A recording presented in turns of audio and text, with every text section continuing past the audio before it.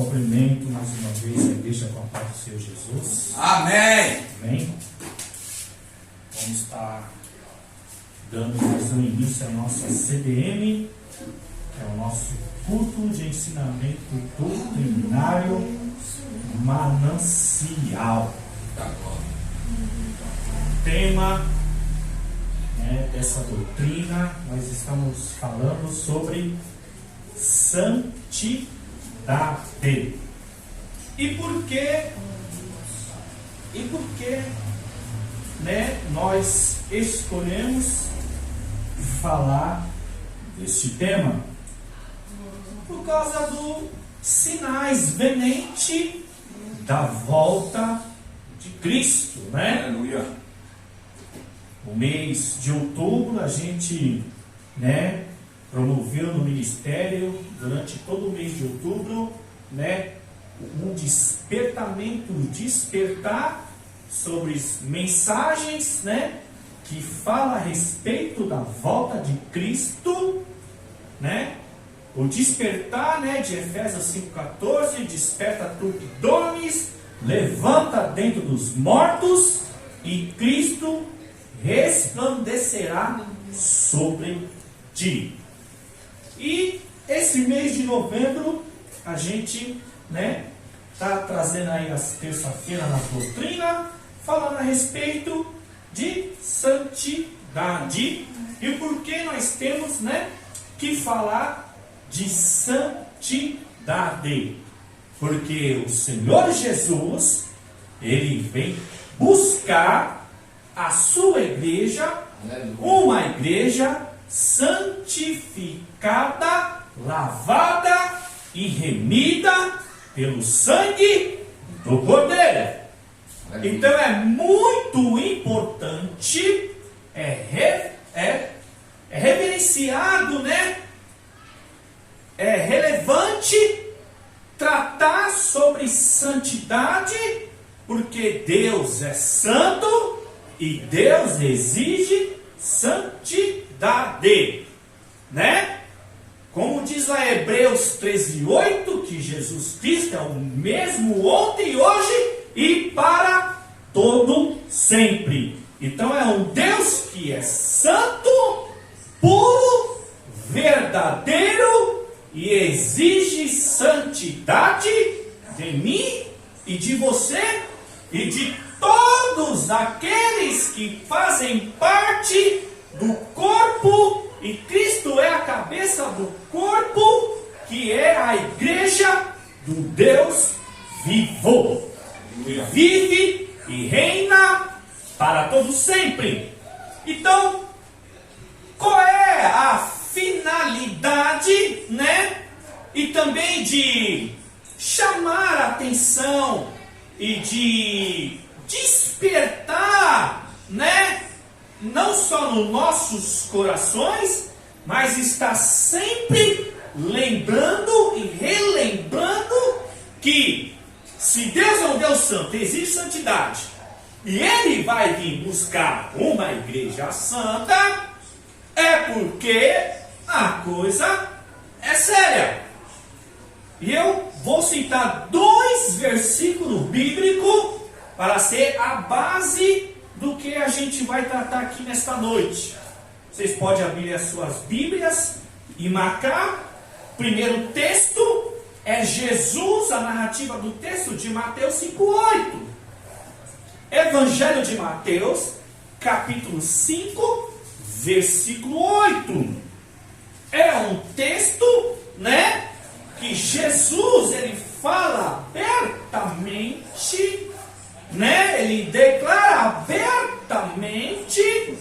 O Evangelho de Mateus 5:8, ele fala, olha, bem-aventurados puros de coração, pois verão a Deus. A palavra bem-aventurados significa ser feliz.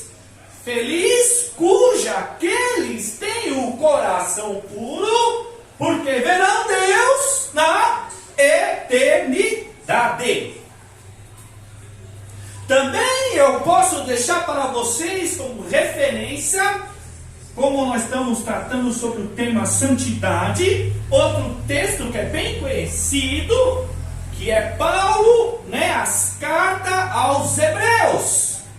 Hebreus 12, 14.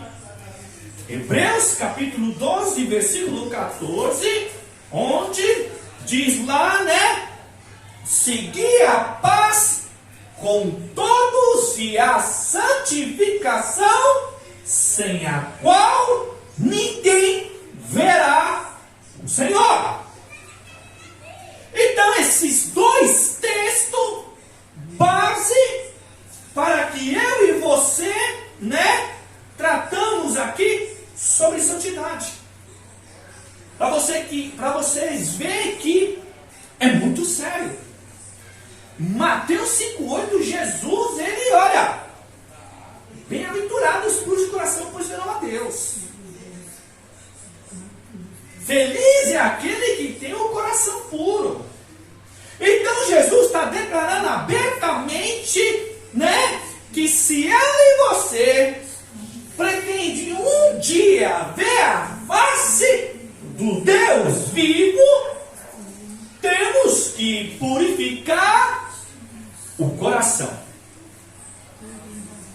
E olha aqui, João, na sua carta, 1 João 3, versículo 2 e versículo 3 tem uma promessa. 1 João, capítulo 2, 1 João, capítulo 3, versículos 2 e 3. É uma promessa. Achou aí, minha pastora? 1 João, não é Evangelho de João, não. É epístola, carta. Primeira epístola de João, no capítulo 3, no versículo 2 e 3, a promessa que João nos faz. Amados, sabemos que nós somos filhos de Deus, ainda não chegou e manifestou o que vemos de ser. Mas quando Ele se manifestar, seremos semelhantes a Ele, e assim como Ele é, o veremos. E aquele que nele tem essa esperança, purifique a si mesmo, assim como Ele é puro. No versículo 3. No versículo 2 ele diz, amados, sabemos que somos filhos de Deus. E ainda não chegou a hora, de Ele se manifestar ao que vemos de ser. Mas quando Ele se manifestar, seremos semelhantes a Ele, e assim como Ele é, o veremos. Mas para isso, no versículo 3, ele dá a resposta que Jesus deu em Mateus 5,8 e o que o escritor de Hebreus 12,14 diz. Aquele pronome, aquele que nele, tem essa esperança, purifique a si mesmo, assim como Ele é puro. Então, se eu e você não procurar purificar o coração, a se santificar, jamais veremos Deus na eternidade.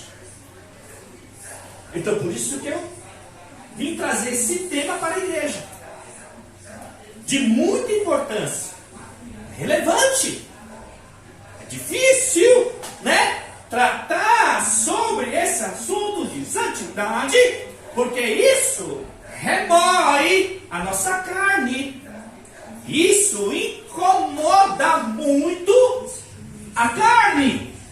E principalmente se a gente não está vigiando de levar uma vida santificada. Uma vida de santidade. Agora, o que é santidade? Para não falar palavras bonitas, pegar do hebraico e do grego, eu vou resumir numa linguagem pedagogo mais fácil. Santidade é a qualidade e as características de quem pode ser considerado santo. Então, santidade é uma qualidade, é uma característica daquele ou quem ou alguém que pode ser considerado santo. É dotado de um caráter de pureza. E o que é pureza? É ser puro, é algo puro. Então ele é dotado não só de pureza, mas também de integridade, de fidelidade e de uma vida santa. Porque tanto a pureza, tanto a fidelidade, a integridade está relacionado a uma vida santificada através da purificação, de ter, um coração puro diante de Deus. E isso é relativo porque as características são muitas. Ou seja, santidade é relativo, de ser uma pessoa piedosa, misericordiosa, uma pessoa bondosa, uma pessoa humilde, simples, uma pessoa de temperância, de longanimidade. Ou seja, resumindo aqui, aqueles que praticam os frutos do Espírito Santo, de Gálatas 5, versículo 22 e 23, os frutos do Espírito Santo: longanimidade, bondade, benignidade, paz, amor e domínio próprio. Então essas são as características que Paulo, ele menciona no livro de Gálatas, aos Gálatas, capítulo 5, versículo 22 e 23. Então, uma pessoa santa, um santo, uma santa do Senhor, uma pessoa que procura levar uma vida de santidade, ela tem essa qualidade, ela tem essas características, ela é dotada, de ser uma pessoa piedosa, uma pessoa pura, uma pessoa que tem integridade e fidelidade, uma pessoa íntegra. Mas como eu falei que não é fácil tratar sobre esse assunto, porque muitas igrejas, infelizmente, não tocam muito nesse assunto de santidade, porque esse tema, ela incomoda a nossa carne. Ela incomoda mesmo. Porque o que eu vou falar aqui, sobre santidade, não é estereótipo. Ou seja, santidade não tem a ver com aparência e principalmente querer espiritualizar por causa dos dons espirituais. Primeiro, alguns acham que a santidade tem a ver com aparência. Porque eu estou de terno, porque a irmã tem uma saia comprida, porque a irmã tem um cabelo comprido que bate na cintura, porque ela não usa maquiagem, não usa algum tipo de joias, estereótipo. Meu Deus. É óbvio que a Bíblia nos ensina, não só homem, mas mulher. Se você pegar lá, 1 Timóteo 2,9, que as mulheres têm que, se vestir modestamente. Se você pegar 1 Pedro capítulo 3, os 3 primeiros versículos, Paulo adverte, o modo que a gente deve se comportar e se vestir. Então, na verdade, a santidade não está na aparência exterior, mas também isso é relativo, porque temos que saber como se comportar e se vestir. Mas a aparência de você ter pudor nas vestes não é a certeza absoluta das características ou da qualidade que eu sou santo ou aquela pessoa é santa. santidade é relativo e também é uma posição de comportamento. Então, santidade tem tudo a ver com o nosso comportamento. E aí, amados irmãos, vai incluir o quê? Comportamento, condutas, hábitos. Porque nós temos que, vencer algumas manias, e até mesmo vícios. Porque muitas das vezes as nossas manias e nossos vícios pecam contra Deus. Infelizmente, muitos hábitos antigos, hábitos velhos, aqueles vícios que muitas das vezes não é só questão em relação à carne, mas coisas inúteis, coisas fúteis, mas também que não promove edificação mútua do corpo da igreja. Então a gente tem que mudar sim, o comportamento, porque é através do comportamento que rege a nossa conduta. A nossa conduta rege os nossos hábitos. Os nossos hábitos regem as nossas manias e vícios. Ou seja, tem que ser substituído. Ou seja, todas as manias e todos os vícios que pode levar nós ao pecado, mas se não leva nós ao pecado, também não promove, edificação mútua e fé e principalmente raiz, para que eu e você esteja firmado na rocha. Como que o comportamento meu e seu e de todos aqueles que são da família de Cristo tem a ver com santidade? Como eu disse, santidade não é só a aparência, o exterior, mas o interior. Lembra que o primeiro versículo que eu citei como base de Mateus 5,8: bem-aventurados os puros de coração, pois verão a Deus. Então, coração aqui é o centro da nossa vontade, sentimentos e desejos e pensamentos. Então já não é exterior, mas sim interior. Porque o coração é a faculdade das ciências humanas, que é alma, corpo e espírito.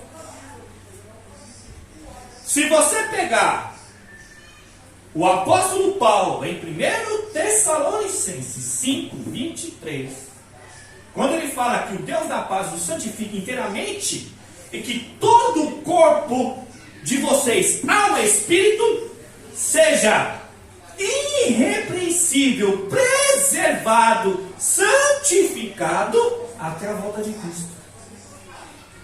Olha o poder dessa palavra. Guarda aí na cachola de vocês ou anota aí. 1 Tessalonicenses 5:23. 1 Tessalonicenses 5:23, Paulo está dizendo que o Deus da paz nos santifique inteiramente, que todo o corpo de vocês sejam preservados, preservados, irrepreensíveis, até o dia de Cristo. Isso é muito sério.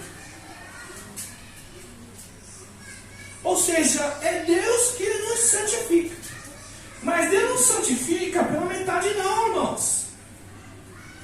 É inteiramente. Que todo o corpo de vocês, alma e espírito, sejam preservados, irrepreensíveis, até o dia de Cristo.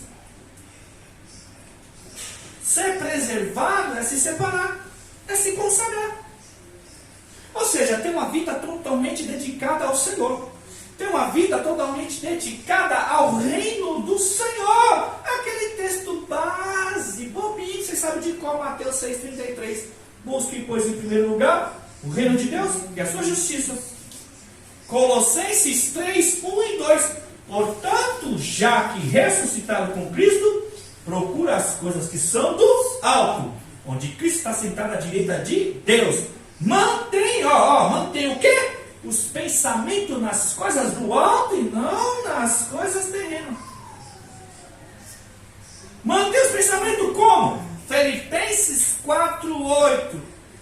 Portanto, irmãos, tudo que for puro, tudo que for verdadeiro, tudo que for honesto, tudo que for santo, né? Se tiver algo excelente de louvor nisso, pensai.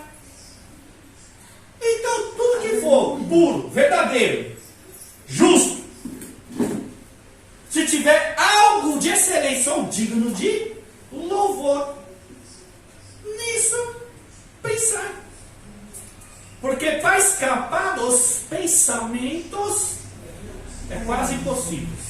Mas dá para substituir. Pelo quê? Pela palavra de Deus.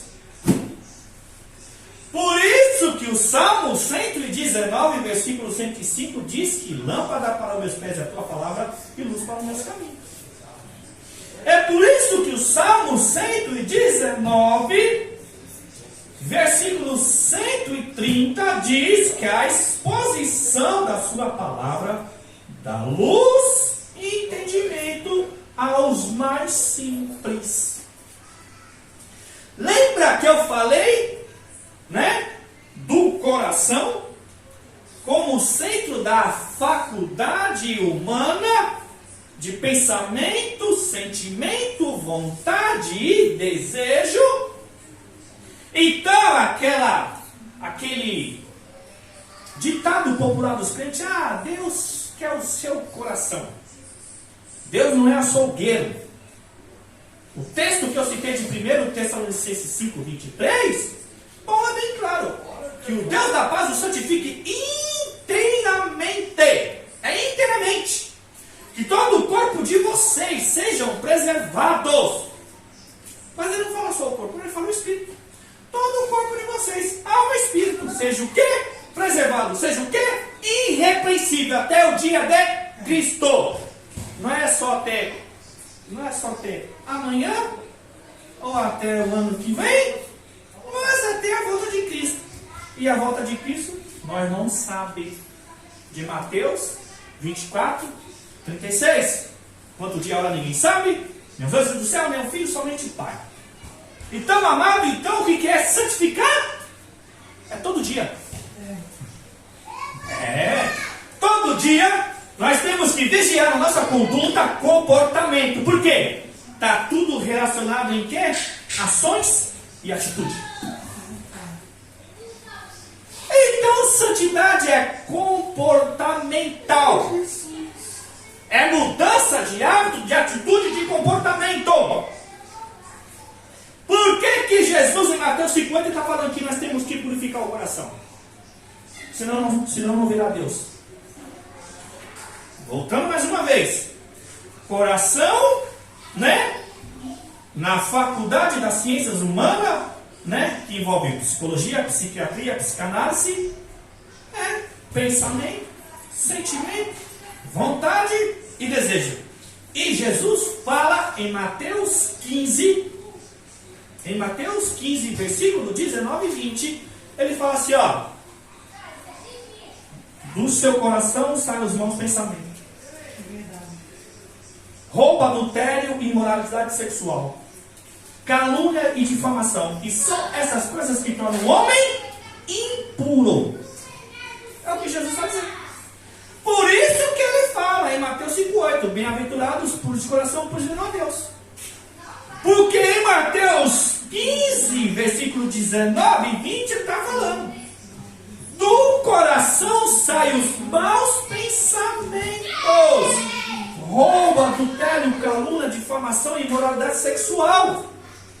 E no versículo 20 ele conclui: são essas coisas que tornam o homem impuro.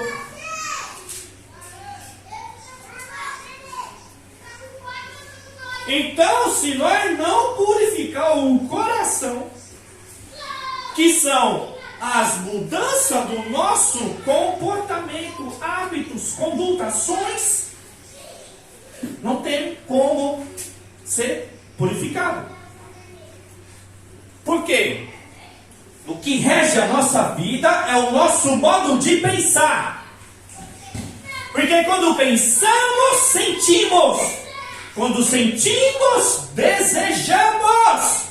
E quando desejamos, nós temos atitudes, atos e ações. Então, meu amado irmão, a palavra de Deus está acima da ciência, da psicologia, da psicanálise, da psiquiatria. Tudo que a ciência, a psicanálise, psiquiatria, psicologia, a palavra de Deus está à frente. Por isso que Hebreus 4:12, né? A palavra de Deus é o quê? Viva, eficaz. É mais afiada que a espada de dois gumes. Espada é a espada porque ela corta. Ela penetra até o ponto do que? Dividir alma e espírito, juntas e medula, e é apta para julgar ou discernir os maus pensamentos e as intenções do coração. Por isso que Jesus fala, olha, bem-aventurados cujo coração, pois não é Deus. Porque ele falou lá em Mateus 15, 19 e 20 que o coração é sujo, é corrompido. Lembra que Jeremias, o profeta Jeremias, ele diz assim lá em Jeremias 17:9. Olha aqui, Jeremias fala sobre o nosso coração em Jeremias 17:9. Ele fala assim, ó, que o coração é mais enganoso que qualquer outra coisa, é uma doença incurável, quem é capaz de compreender? É muito sério. Jeremias 17:9. O coração é mais enganoso que qualquer outra coisa, é uma doença incurável, quem é capaz de compreendê-lo? A resposta está no versículo 10. É o Senhor que sonda a mente e o coração e recompensa cada um conforme as suas obras, cada um conforme a sua conduta.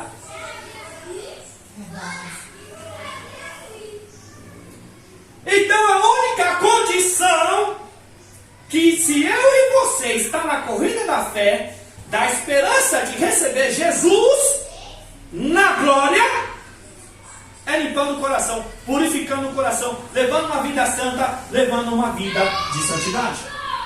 Para que a promessa de 1 João 3, versículos 2 e 3 que eu citei, é através da purificação, porque Deus vai buscar uma igreja santa, pura, lavada pelo sangue do Cordeiro.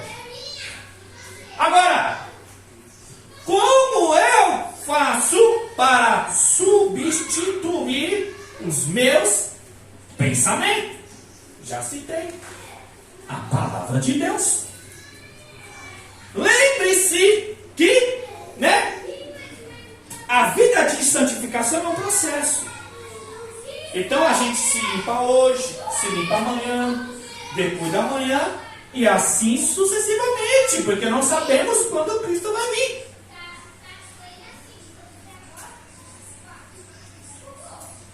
Em 2 Coríntios 7:1, quando Paulo fala, sabemos que temos essa promessa: santifiquemos de tudo que contamina a carne, o corpo e o espírito.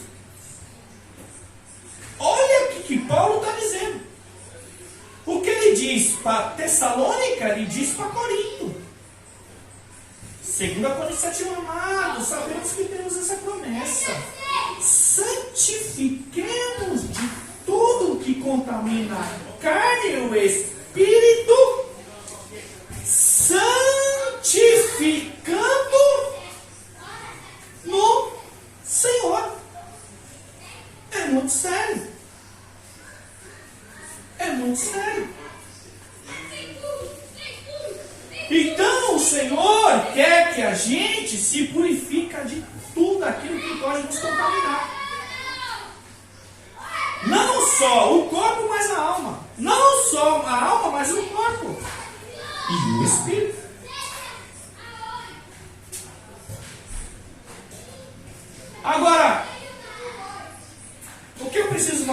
santificado? Muda tudo que condiz a nossa vida.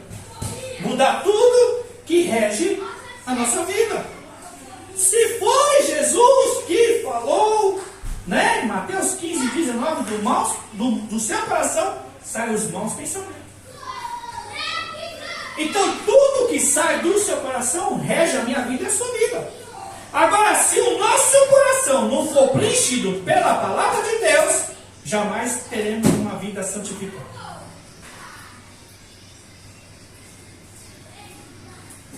É Paulo, 1 Timóteo 4,5. Vocês é santificado pela oração e pela palavra de Deus. Não é o pastor Rogério. É a Bíblia. 1 Timóteo 4,5. Paulo diz: vocês são santificados pela oração e pela palavra de Deus. Jesus, João 17:17. Ele vai dizer: ó, santifique-se na verdade, a tua palavra é a verdade. Então, para ter uma vida santificada, você tem que conhecer a verdade. De João 8,32: conhecereis a verdade e a verdade vos libertará. Quando você é liberto, você é livre de poder de escolha. Ou seja, João 8,36, quando ele fala assim, ó: se o Filho do Homem te libertar, verdadeiramente sereis livre. Então, se você conhece a verdade, você tem o poder de decisão, de escolha, de querer ter uma vida separada do pecado, do mundo e da carne, e se dedicar totalmente a Deus, ao seu reino e às suas obras. Então, se a santidade está relacionada ao nosso modo e estilo de vida, por causa do nosso comportamento, por causa das nossas ações e atitudes, por causa dos nossos hábitos, vícios e manias, isso tudo tem que ser mudado. Ódio, rancor, mágoa, calúnia, difamação, né? Linguagem indecente de não falar, gíria, palavrão, né? Vícios, né? No modo de falar. Ou seja, os nossos comportamentos e mania, até mesmo no hábito alimentar. Ou seja, questão que só pense comigo. Porque em questão de alimentação, temos que se alimentar conforme a necessidade do corpo. Você pode, né, até comer um pouco a mais, mas tem gente que vive comendo o tempo inteiro. E isso, glutonaria, tá lá. Porque assim, ó, na minha Bíblia NVI, Colossenses 3,5, tá a palavra lá, idolatria. Mas em muitas traduções está a palavra glutonaria. Mas a idolatria aqui é fazer da comida uma idolatria. Porque a comida, né? Se a gente come muito mais além da conta, nós estamos fazendo da comida um Deus. Então isso também é idolatria. Porque quais as armas espirituais que nós temos que se revestir? Oração, palavra e jejum. É lógico que você vai jejuar todos os dias, mas você tem que ter disciplina de jejum. O que é disciplina de jejum? Você tem que jejuar pelo menos uma vez por semana, uma vez por mês. E isso é muito pouco ainda, mas pelo menos isso. Porque jejum é disciplina. Então a pessoa que ama comida, adora comer, muitas vezes não consegue jejuar. Mas por quê? Porque a comida já se tornou um Deus, uma idolatria. É muito sério. Você vê? Uma palavra dessa aqui, ó, café com leite. Mas ninguém quer pregar, ninguém quer ensinar. Mas é essas coisas que nos levam à santificação. Sabe por quê? 1 Coríntios 10:31, confere aí. 1 Coríntios 10:31. Quer comais, quer bebais, fazei tudo para a glória de Deus. 1 Coríntios 10:31, confere aí. Paulo que diz lá. A parte do versículo é, ó, quer comais, quer bebais, fazei tudo isso para a glória de Deus. Então é muito sério. Entendeu? É muito sério. Então, amados, infelizmente, muita gente não tem uma vida santificada, muita gente não cresce, muita gente não se torna espiritual, muita gente não cria raiz, sabe por quê? Porque não muda vícios, não muda hábitos, a conduta é cristã, mas a conduta é a mesma do velho homem, da velha mulher. O que Paulo diz lá em Efésios 5, versículo 15 ao 17? Ele diz assim, ó: tenham cuidado com a maneira como vocês vivem, que não vivem como insensato, mas como sábio, procurando aproveitar as oportunidades, porque os dias são maus. Olha, não seja insensato, mas procure compreender qual é a vontade do Senhor.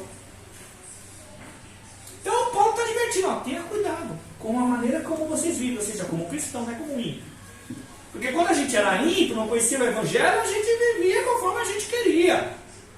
Mas hoje não, hoje nós estamos em Cristo, nós temos que procurar viver conforme as suas vontades e o teu querer. Ou seja, levar uma vida, né, de entrega ao Senhor.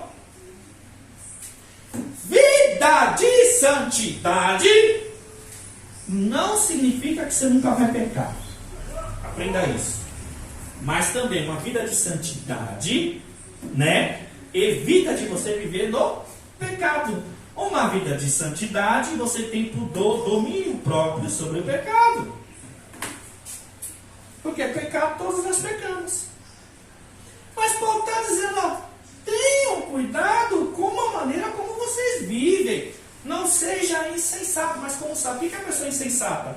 Pessoa que vive dando bobeira, vacilando. Ou seja, tem 1 ano de crente, mas continua escorregando. Por quê? Não cresce. Tem 5 anos de crente, mas você vê as atitudes é a mesma. Por quê? Não cresce. Tem 10 anos dentro da igreja. Não cresce. Por que não cresce? Porque não conhece a palavra de Deus. E quem não conhece a palavra de Deus, vacila. Por isso que Oséias 4:6, meu povo é destruído porque lhe faltou conhecimento. Então, quer conhecer a doutrina da santidade? Conheça a palavra de Deus. Quer ser uma pessoa santa? Não está só relacionada à aparência exteriótica, mas interior. Ou seja, colocar a palavra no seu coração. O que é colocar a palavra no coração? Provérbios 4:23. Acima de tudo, guarda o teu coração, porque deles procede a saída da vida. É o que eu citei lá de Mateus 15, 19 e 20. Guardar o coração é guardar o coração na palavra. Por isso que o Salmo 37, versículo 5 diz assim, ó: entrega o teu coração ao Senhor, confia nele e tudo ele agirá. Então, entrega o seu coração na palavra. Porque Jesus fala que do coração são os maus pensamentos. Jeremias 17:9, ele fala que o coração é mais enganoso que qualquer outra coisa. Ainda ele vai além, que é uma doença incurável. E para curar o coração, só a palavra de Deus. Por isso que a palavra de Deus, né, ela discerne os maus pensamentos e as intenções do coração. Então, por isso que nós devemos amar a palavra. Por isso que nós temos que ler a palavra todos os dias. Você lê hoje, mas não é ler por ler. A palavra de Deus é para ler, mas não é para ler por ler, como ler só um livro, um gibi ou um jornal. O que diz o Salmo 1? Os 3 primeiros versículos. Bem-aventurado o varão que não segue os conselhos dos ímpios, não imita a conduta dos pecadores e não se aceita na roda dos escarnecedores. Ao contrário, tem a sua satisfação na lei do seu, e nessa lei medita dia e noite. Então a Bíblia é para ler e meditar. O que é meditar? Meditar é analisar, pensar, inferir, introduzir, né, os ensinamentos na nossa vida. E aí começa o processo de santificação. Por quê? Deus é santo e existe santidade. Aí Pedro, ele diz uma palavrinha assim na sua epístola. 1 Pedro capítulo 1, versículo 15 e 16. Ele diz assim, ó: mas Como é santo aquele que vos chamou, sejam santos vocês também, em toda a vossa maneira de viver. Porque está escrito, sede santo, porque eu sou santo. Vamos analisar o texto. Ó, no finalzinho do versículo, sede santo, porque eu sou santo. O emprego do verbo aqui é imperativo presente. Por que imperativo presente? Porque está dizendo, ó, sejam santos em toda a vossa maneira de viver, porque está escrito, sede santo, porque eu sou santo. Então o emprego do verbo é imperativo presente. Ou seja, é ser santo hoje, né, que é presente. E se vier o amanhã, temos que ser santo. E aí você vai lá para o livro de Lucas, no capítulo 1 e versículo 75. Evangelho de Lucas, capítulo 1, versículo 75. Diz assim o texto, lá no finalzinho: em santidade e justiça diante dele todos os dias. Evangelho de Lucas, no capítulo 1, no versículo 75. Em santidade e justiça diante dele todos os dias. O pronome dele se refere a Jesus. Sede santo, porque eu sou santo, de 1 Pedro 1,15, no finalzinho do versículo, né? Sejam santos em toda a vossa maneira de viver, porque está escrito, sede santo, porque eu sou santo. Emprego do verbo é imperativo presente. É ser santo hoje, amanhã e sempre. E aí, Lucas 1,75, ele conclui: em santidade e justiça diante dele todos os dias. Então eu não posso querer uma vida santificada, ser santo só hoje. E amanhã eu me entregar à carnalidade. E quanto... E olha, vou falar uma coisa aqui que é triste. Não vou falar com alegria. Mas está para encerrar o ano de 2023, né? Já está chegando Natal, Ano Novo, Carnaval. E os crentes tiram as férias. Tira férias. Você pode tirar férias e viajar. Mas você tem que lembrar de Efésios 5,15. Tenham cuidado com a maneira como vocês vivem. Mas os crentes não. Chega final do ano, viaja, vai para a praia. Mas dá razão ao pecado.